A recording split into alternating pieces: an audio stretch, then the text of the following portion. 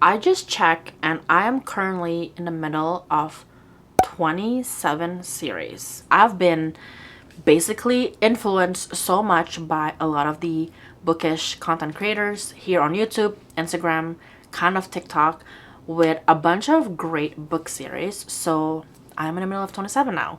And in today's video, I want to share with you the 10 books that will help me complete a book series. Let's go ahead and get started with this book stack. So the first book that I have is ASAP by XCO.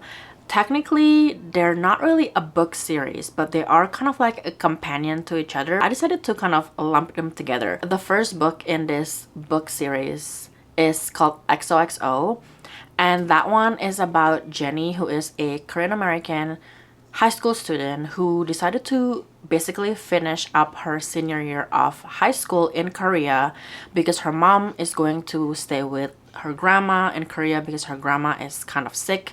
So she decided to do this one grand adventure in Korea. She ended up in this boarding school, high school, where the students are mostly a K-pop idol trainee, or basically a group of students who are inspired to be in the entertainment industry.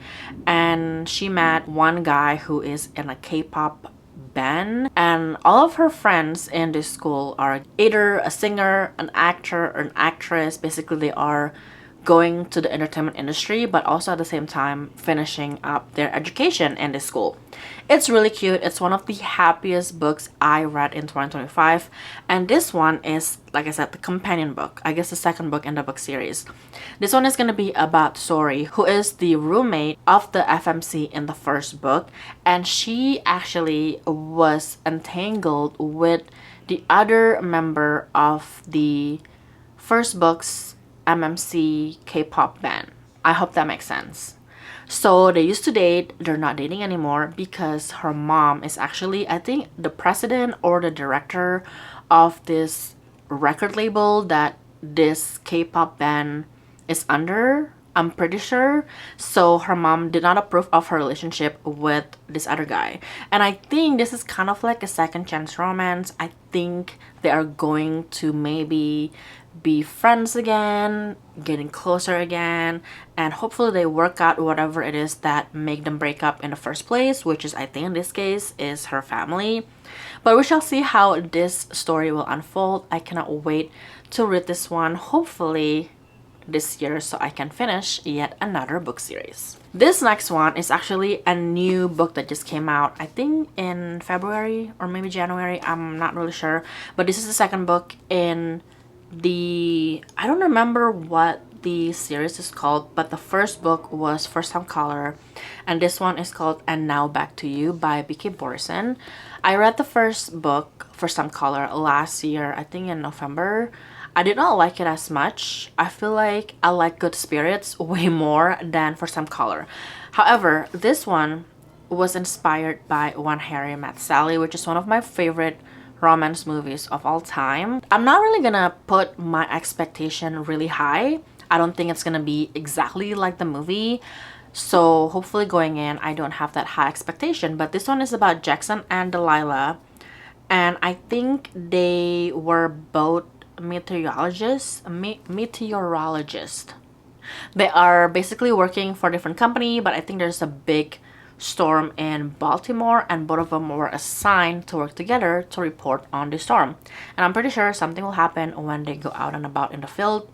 And hopefully, like I said, I will like this book better than the first one. I think Jackson, the MMC, is the one who is the grumpy one, like Sally in When Harry Met Sally. And Delilah is gonna be the happy-go-lucky gal, I guess, like Harry in the movie. So we shall see if I'm gonna get to this book this year. Hopefully I will. Maybe I feel like I should read this in the winter, right? Because they have a snowstorm that they have to cover. The next book that I have is Hook, Line, and Sinker by Tessa Bailey. This is the second and last book in the Bellinger Sisters series. I did read the first one. It happened one summer last year. This one, I did start reading this year. I think in January or February. I get to page 118, which is probably, I don't know, 10, 15, 20% of the book. However, I cannot get over the nicknames that the main characters have for each other. It was Peacock and Freckles.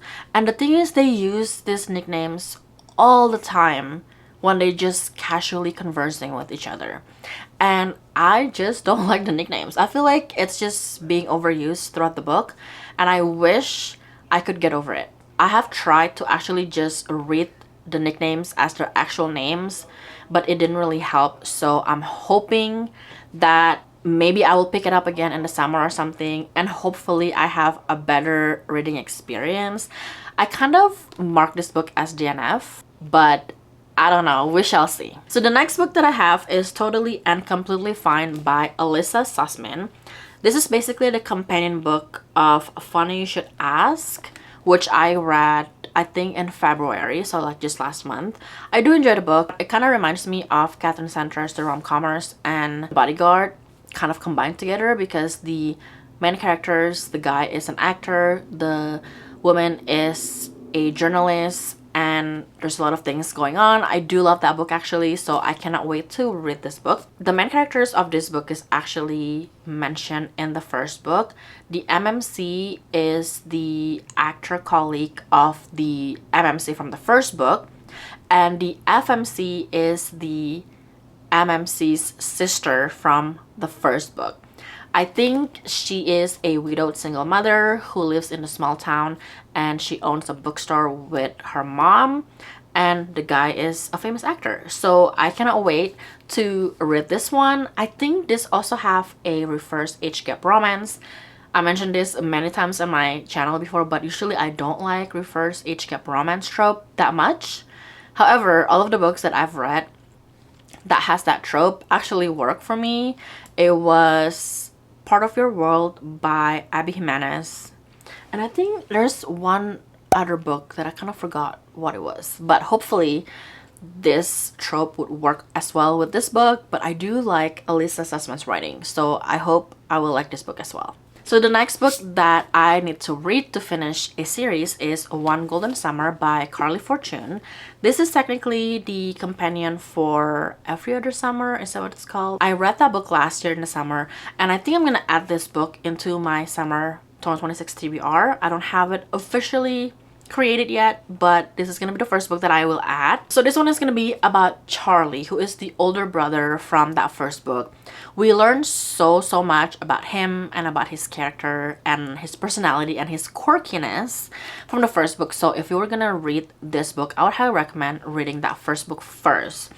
He was kind of like annoying and kind of like a jerk, I think, in the first book, and I'm hoping that this second book, when I think he is much older, he is hopefully grew up and become more mature compared to that first book when he was a teenager or like a young man, young adult, whatever. Anyways, this one is gonna be about him and Alice. I think Alice's grandma has a cottage also kind of like next to the Florrick brothers' house, and also the main girl's family cottage from the first book, but Alice was never really mentioned in the first book. I'm pretty sure she's never in the book.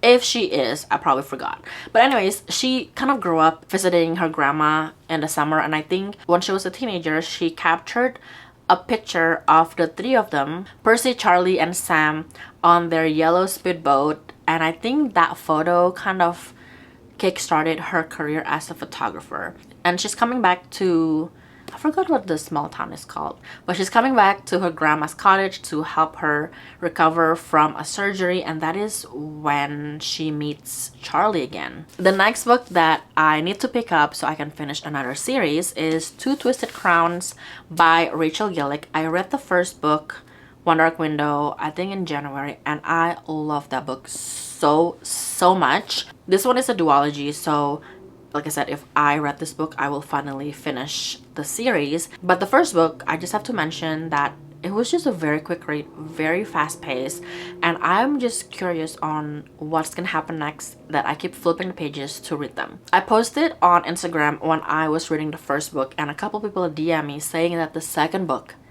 is even better. And honestly, I don't believe them, because usually the first book would be the highest rated one, at least for me, based on some of the series that I have read and completed.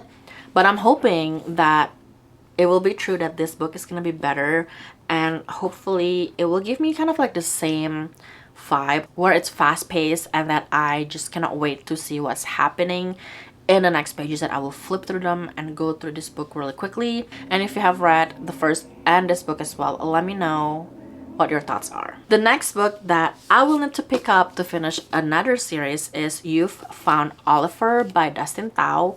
This is the second book or the companion book for the first book, which is called You've Reached Sam. If you have never heard about You've Reached Sam, it was basically about Julie and Sam. Sam is Julie's boyfriend who passed away unexpectedly, and basically the whole book is about how Julie grieved the death of her boyfriend. They both have really grand plan for life after high school, and obviously it was cut short because Sam passed away.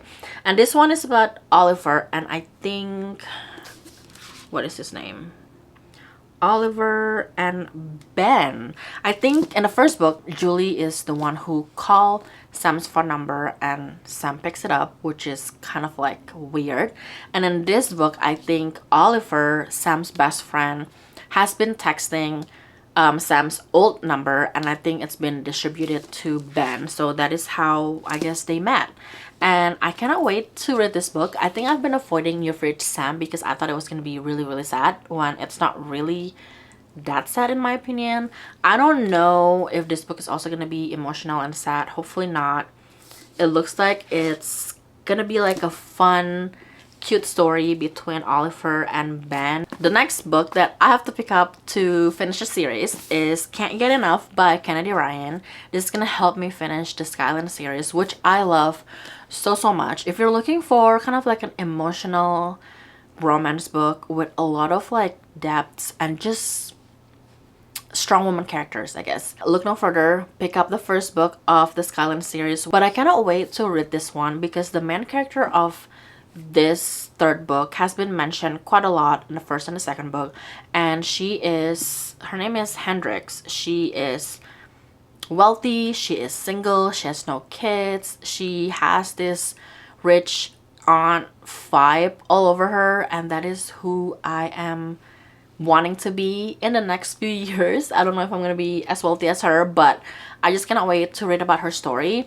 I feel like the first book is probably the most emotional book in the series. The second one is still pretty emotional. It has like a very unexpected event in the first 30 to 40 pages of the book, but I feel like it's a little bit lighter compared to the first book because the first book's main characters went through quite a lot of stuff in her life that kind of like cracked her marriage, and I feel like this third one is gonna be a little bit lighter than the first two books. I think the main character is taking care of her mom, who has, I want to say, either dementia or Alzheimer's, something like that. I don't remember. It doesn't really say it in the back here, I think. But anyways, like I said, I cannot wait to read this one. Hopefully I'll be able to pick it up maybe in the summer. I might add this to my summer TBR as well and finish another great Kennedy Ryan book series. Next book that I have is The Heart Principle by Helen Hong. This is the third book in the Kiss Quotient book series. I really love the second book, which is called The Bright Test, and I've talked about this before, but I love Helen Hong's writing.